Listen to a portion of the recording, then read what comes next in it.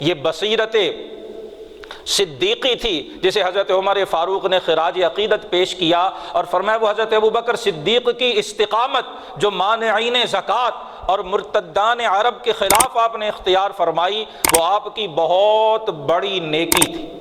اور اسی استقامت کی طرف حضرت ابن مسعود نے اشارہ کیا تھا جب آپ نے فرمایا تھا کہ اگر رسول اللہ صلی اللہ علیہ وسلم کے بعد حضرت ابوبکر صدیق کو خلیفہ نہ بنایا جاتا تو شاید کوئی مسلمان روئے زمین پہ باقی نہ بچتا، نعوذ باللہ من ذالک۔ یہ آپ کی خدمات کو، آپ کی بصیرت کو، آپ کی اولو العزمی، ثابت قدمی، رسوخ فی الدین اور آپ کے درست فیصلوں کو حضرت ابن مسعود کا خراج عقیدت تھا۔ حضرت عمر نے اس ایک دن کی نیکی اور غار ثور کی نیکیوں کو اپنی ساری زندگی کی نیکیوں سے بڑھ کر قرار دیا۔ حضرت ابوبکر صدیق رضی اللہ تعالی عنہ قبول اسلام فرمانے کے بعد مکہ مکرمہ میں مشرکوں کی ایذائیں بھی برداشت کی، ان کی تکلیفیں بھی جھیلیں، ان کی طرف سے طرح طرح کے مصائب اور ظلم و ستم کا آپ نے سامنا بھی کیا، اپنا مال راہ خدا میں خرچ بھی کیا، اور عشرہ مبشرہ میں سے 5 جلیل القدر صحابہ حضرت ابوبکر صدیق کی دعوت سے اسلام میں داخل ہوئے۔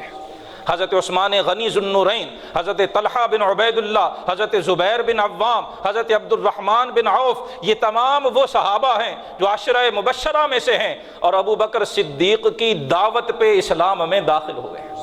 آپ نے حضرت بلال، حضرت عامر بن فہیرہ اور 7 کے قریب ایسے غلام اور باندیاں تھیں جنہیں راہ خدا میں اذیتیں دی جاتی تھی، اور حضرت ابوبکر صدیق نے اپنی جیب خاص سے خرید کر انہیں راہ خدا میں آزاد کر دیا۔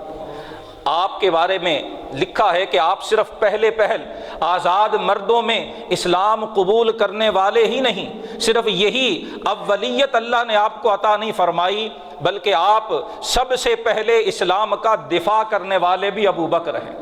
سب سے پہلے رسول اللہ کی حفاظت میں مشرکین کے ظلم و ستم کا سامنا کرنے والے بھی ابوبکر ہیں۔ سب سے پہلے اپنا مال راہ خدا میں خرچ کرنے والے وہ بھی ابوبکر ہیں۔ سب سے پہلے لوگوں کو اسلام کی طرف بلانے والے، دعوت دینے والے اور اس دعوت کی راہ کے اندر مشکلات کو جھیلنے والے وہ بھی سیدنا ابوبکر صدیق رضی اللہ تعالی عنہ۔ آپ نے حضور کے حین حیات بھی، آپ کی ظاہری حیات طیبہ میں بھی بے مثال خدمات سر انجام دیں۔ غزوہ تبوک کے موقع پر جب رسول اللہ صلی اللہ علیہ وسلم نے اعلان فرمایا، چندہ جمع کرنے کا حکم ارشاد فرمایا، صحابہ نے اپنی اپنی بساط توفیق کے مطابق اپنا اپنا ہدیہ، اپنا اپنا نذرانہ اور اپنا اپنا مال حضور کی خدمت میں پیش کیا۔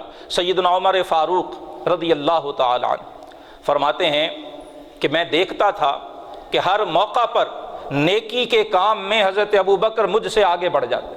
فرماتے جب غزوہ تبوک کے لیے رسول اللہ صلی اللہ علیہ وسلم نے مال پیش کرنے کا حکم دیا تو حضرت عمر فاروق کہتے ہیں مجھ پر اللہ کا بڑا کرم تھا، میرے حالات بڑے اچھے تھے، میں نے تہیہ کیا کہ آج میں ابوبکر صدیق سے نیکی میں آگے بڑھ جاؤں گا۔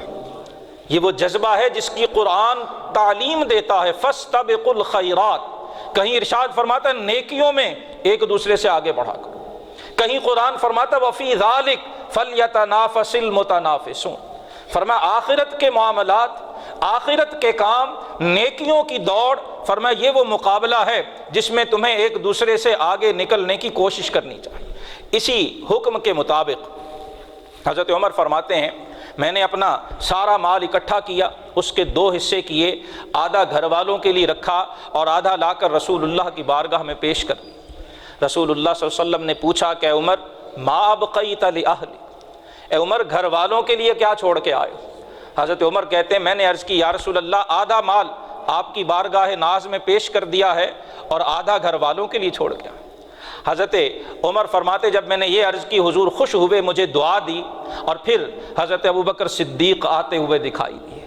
حضرت ابوبکر صدیق حاضر بارگاہ ہوتے ہیں، آپ کے پاس جو کچھ بھی تھا سارے کا سارا اکٹھا کیا، جمع کیا اور لا کر رسول اللہ کے قدموں پہ ڈھیر کر دیا۔ اللہ کے رسول صلی اللہ علیہ وسلم پوچھتے ہیں اے ابوبکر ما ابقیت لأہلک، ابوبکر گھر والوں کے لیے کیا چھوڑ کر آئے؟ جناب ابوبکر صدیق عرض کرتے ہیں یا رسول اللہ ابقیت لہم اللہ ورسولہ، ابقیت لہم اللہ ورسولہ، ابقیت لہم اللہ ورسولہ۔ یا رسول اللہ، ان کے لیے اللہ اور اللہ کا رسول چھوڑ کے آیا، باقی حضور گھر میں جو کچھ بھی تھا وہ سب کا سب آپ کے قدموں پہ نچھاور ہے۔ حضرت اقبال نے غزوہ تبوک میں جناب ابو بکر صدیق کی اس جانثاری اور اپنا سب کچھ بارگاہ نبوت میں نثار کرنے کو بڑے خوبصورت انداز میں یوں پیش کیا۔ آپ فرماتے ہیں جب حضور نے اعلان کیا، صحابہ اپنے ہدایا، اپنے نذرانے لے کر آتے ہیں، اتنے میں وہ رفیق نبوت بھی آ گیا۔ رفیق نبوت جو اعلان نبوت سے لے کر حضور صلی اللہ علیہ وسلم کے دنیا سے پردہ فرمانے تک ایک ایک پل حضور کے ساتھ رہے، آپ ہی رفیق نبوت کہلانے کے صحیح معنوں میں حقدار۔ اقبال کہتے اتنے میں وہ رفیق نبوت بھی آ گیا، بنائے عشق و محبت ہے جس سے استوار، لے آیا اپنے ساتھ وہ مرد وفا سرشت، ہر ایک شے جس سے چشم جہاں میں ہو اعتبار۔ بولے حضور کہ چاہیے فکر عیال بھی، کہنے لگا وہ عشق و محبت کا رازدار، پروانے کو چراغ ہے بلبل کو پھول بس، صدیق کے لیے ہے خدا کا رسول بس، صدیق کے لیے ہے خدا کا رسول بس، صدیق کے لیے ہے خدا کا رسول بس۔